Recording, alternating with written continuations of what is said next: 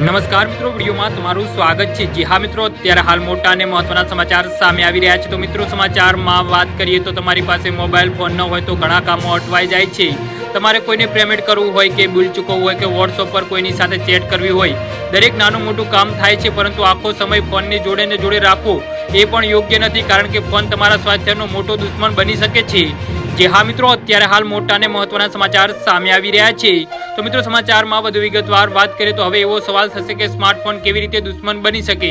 એવા લોકો ઘણા હશે કે જાણતા નહીં હોય કે દરેક ફોનમાંથી રેડિયેશન નીકળે છે। આ માહિતી ફોનના રિટેલર બોક્સ પર પણ હોય છે, પરંતુ આ માહિતી વાંચવી કોઈને જરૂરી નથી લાગતી। તમારે જાણવું હોય કે તમે જે ફોનનો ઉપયોગ કરી રહ્યા છો।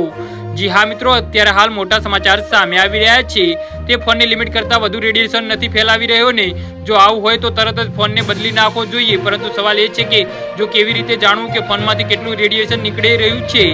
જી હા મિત્રો, અત્યારે હાલ મોટા સમાચાર સામે આવી રહ્યા છે।